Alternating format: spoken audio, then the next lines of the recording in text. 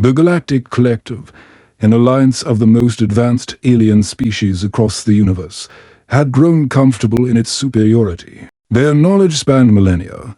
Their technology could reshape planets, and their society seemed immune to the frailties they saw in other beings. But when a distant signal hinted at the presence of humans a species previously regarded as primitive and isolated, their curiosity was piqued. Reports painted a picture of an unusual civilization, one that had survived countless internal conflicts, environmental catastrophes, and rapid technological evolution. The collective decided to launch an observation mission. A team of highly trained alien scientists and warriors boarded a cloaked ship bound for Earth.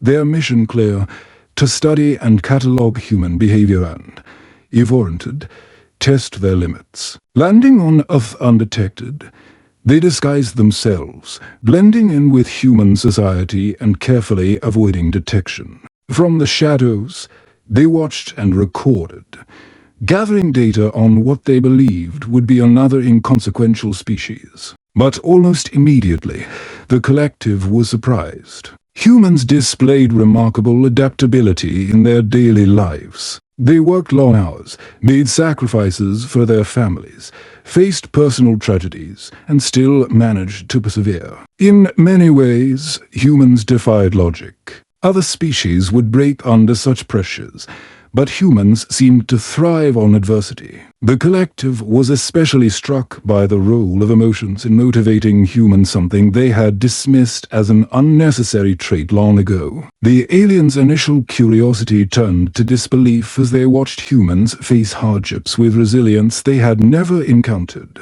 As they watched a family rebuild after a devastating fire, a team rescue survivors from a collapsed building, and individuals support each other through losses. The collective decided they needed to go deeper. The plan shifted. It was no longer enough to observe humans passively. They needed to test this resilience themselves, to truly understand what drove these strange creatures. The collective had conducted countless tests on species across the galaxies, but none like the ones they prepared for humans. They designed a controlled environment where they could isolate a small group of humans and subject them to a series of challenges that would, by all logic, break any being. This group, taken from different parts of the world, included a teacher, a soldier, a doctor, and a young engineer. Each brought a different perspective, but none suspected the trials awaiting them. The aliens initiated the first phase of their experiment with psychological tests, forcing the group into high-stress situations designed to induce fear and despair. The humans were placed in simulated environments of solitude, hearing voices of loved ones they couldn't reach, or reliving traumatic memories. The aliens expected these experiences to shatter them, leading to a rapid decline in their mental states. Yet, to the alien shock, the humans adapted. The teacher comforted others, the soldier offered protection, the doctor tended to wounds, and the engineer kept spirits up by devising creative survival strategies. As days went on, the group bonded, finding solace in each other and resisting the isolation that was supposed to break them. Every display of empathy and solidarity was recorded by the collective scientists, who watched in confusion as each human drew strength from the emotional connections they formed. In the second phase, the aliens intensified their approach, introducing physical challenges alongside psychological strains. Food and water were rationed, temperatures were dropped, and the humans were deprived of sleep. Still, the humans persisted, adapting to each new hardship. The aliens began to notice a pattern. Instead of turning against each other under pressure, as the collective had anticipated, the humans became even more united. When one stumbled, another was there to help. When one showed signs of weakness, the others rallied to lift their spirits. Among the collective's team, one scientist, Zara, began to feel an inexpressible admiration for the humans. She was drawn to their strength, fascinated by how they found purpose in connection rather than competition. Her observations, though dismissed by her colleagues, led her to question the purpose of the experiment. Perhaps there was more to humanity than the collective had assumed. The resilience she was witnessing seemed fueled not by survival instincts alone, but by something deeper, a trait her species had long suppressed. As the humans continued to endure, the collective decided to escalate the tests once more, believing they had yet to uncover the true extent of humanity's limits. Zyra watched on, her admiration for the humans growing, and wondered if the experiment might be revealing more about her species than about the humans themselves. Having failed to break the humans through isolation and hardship, the collective decided to take a more direct approach. They embedded themselves deeper into human society, creating simulations in real-world environments to observe how humanity responded to broad, collective stresses. Posing as human leaders and influencers, they orchestrated a series of global events designed to provoke fear and fracture unity, an economic crisis, a health epidemic, and environmental catastrophes. Their goal was to see humans unravel when their society was pushed to its breaking point. But humanity once again defied expectations. Rather than descending into chaos, people adapted, rallied, and collaborated across borders. Nations that had once been rivals came together, pooling resources to combat the epidemic, sharing scientific research, and supporting each other financially. People in devastated areas were met with volunteers, supplies, and relief efforts. Humanity's collective resilience left the aliens baffled. Instead of turning on each other, they found ways to come together and help one another. It was during this phase that Zyra, one of the alien scientists, began experiencing something she had never felt before, a sense of admiration and even kinship with humans. Zyra had been raised to see emotions as weaknesses, traits that hindered rational decisions. But here, emotions seemed to drive humans forward, giving them a strength she couldn't logically explain. One day, while observing a relief effort in a devastated city, Zyra found herself helping a human child who had fallen. The gratitude in the child's eyes, his simple act of kindness, shook her deeply. Back at the collective's base, Zyra's colleagues noticed her growing attachment to humanity and warned her that empathy would compromise her objectivity. But Zyra could no longer ignore what she was feeling.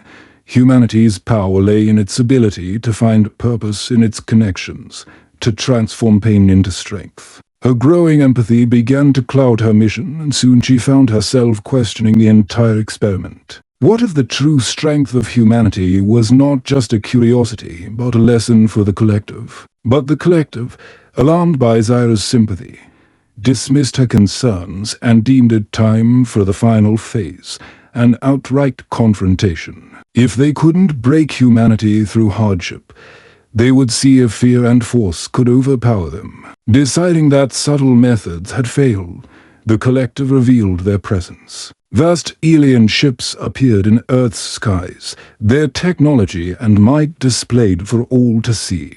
A transmission echoed across every channel and device, declaring that Earth was to submit or be subjugated. The collective expected fear, panic, and surrender, assuming that humanity's comparatively primitive technology would force them to bow down. But humans responded with defiance. Across the globe, nations put aside their differences and formed a united defense. Scientists, military leaders, and civilians mobilized, sharing information and preparing countermeasures. In a show of unprecedented unity, Earth's leaders stood shoulder to shoulder, vowing that humanity would not fall without a fight. The collective, used to cowing other species with displays of power, was shaken. They had not anticipated this level of resilience and collaboration. The first battle was chaotic and brutal, pitting humanity's creativity and resourcefulness against the collective's technological might. Though outmatched in weaponry, humans adapted quickly, using their knowledge of their own terrain to level the playing field. They engineered unconventional tactics, exploiting the collective's vulnerabilities and even repurposing everyday materials into makeshift weapons. Time and again, humanity showed an almost uncanny ability to innovate under pressure. Sire, stationed on the main command ship, watched in awe as humans turned the tide of each confrontation through sheer ingenuity and courage. She knew that humanity's true strength lay in more than just their battle tactics. It was the unbreakable spirit she had seen all along. Sire pleaded with her superiors to cease the assault, but they refused, adamant that humans must submit. When the collective escalated the attack, targeting civilian areas to induce submission, humanity only grew more determined. The aliens were bewildered. They had never encountered a species that refused to surrender in the face of overwhelming odds. Each human loss only fueled the survivors to fight harder, and every act of heroism inspired others to join the cause. Finally, Sire made a choice. She could no longer watch humanity suffer for the collective's arrogant experiment. In a daring act of defiance, she sabotaged the command ship, disabling the collective's primary weapon systems. With Earth's defenders now holding the advantage, humanity launched a final, coordinated assault, driving the collective forces back. The alien fleet, battered and defeated, retreated in shock, haunted by humanity's indomitable will. As the remaining ships fled, Sire looked out over Earth's recovering landscapes, filled with a sense of hope. She knew that her decision to stand with humanity marked her as a traitor to her own people, but she also realized that humanity's strength was something her kind needed to understand and respect. She vowed to bring their story back to the collective as proof of the power of emotions, unity, and resilience. For the first time, the collective knew fear not of weapons, but of humanity's raw, unyielding spirit. The collective, humiliated and nursing their wounds, retreated to their distant world of Xandrus. The once proud leaders of the galaxy now found themselves in a state of shock, bewildered by the unimaginable power they had witnessed in humanity, a power that did not come from weapons or technology, but from something the collective had long dismissed as irrelevant: unity, empathy, and an indomitable spirit. Back on Xandrus, the leaders of the collective convened in their vast council chambers, struggling to make sense of the defeat. Some argued that humanity's strength was a fluke, that they had merely underestimated a primitive species. Others, however, could not ignore the raw determination humans had shown, standing united against overwhelming odds. They had seen humans display courage and self-sacrifice that defied reason, a force that seemed to grow stronger with every hardship. The collective had prided itself on its intellect and rationality, yet humanity's resilience seemed to spring from something deeper and more complex than logic. Among them was Sire, now considered a traitor by many of her peers for having sabotaged the collective's assault. She stood resolute, her empathy for humanity unchanged. Finally, she rose to address the council, her voice steady yet charged with conviction. Humanity's strength, she began, does not lie in their technology or their physical prowess. It lies in their connections to one another, in their capacity to turn pain into purpose. We have misunderstood emotions as weaknesses, but they are the source of humanity's greatest power. They find strength in unity, in compassion, and in the unbreakable will to protect what they love. Some scoffed, unwilling to accept that emotions could hold any power. But others, having seen humanity's resilience firsthand, listened in silence. Sire continued, urging them to recognize that humanity's spirit was a lesson, not a threat. She argued that the collective could learn from humanity, that perhaps they had grown stagnant and cold in their pursuit of logic, losing something essential along the way. Yet the collective leaders were divided. Many feared that humanity, with its capacity for strength under pressure, could one day become a threat to their own empire. They debated returning to Earth with even greater force, this time ensuring complete control. But Sire argued vehemently against it. She warned that if they attempted another invasion, humanity would only rise stronger, more unified, and even more determined to protect its home. The collective had already witnessed the might of human resilience. To challenge it again would be a grave mistake. In the end, the council chose to retreat and observe from afar, resolving to leave humanity undisturbed for the time being. The collective leaders, though reluctant to admit it, recognized that humanity's spirit was not something they could conquer. Instead, they resolved to learn from the humans' example, to explore the value of emotions and empathy that they had long ignored. As Zio left the council chambers, she felt a surge of hope.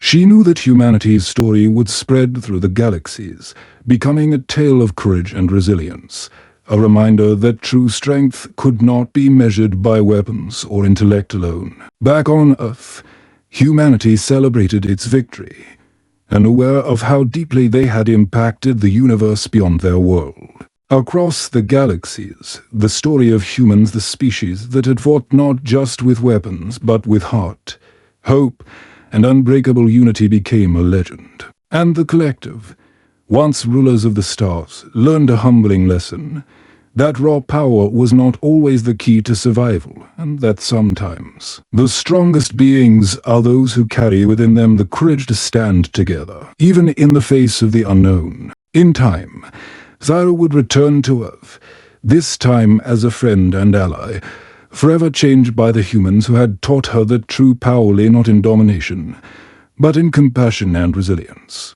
And as the universe continued to turn, the tale of humanity's raw power and the collective's awakening became a testament to the boundless potential of connection, leaving an indelible mark across the stars.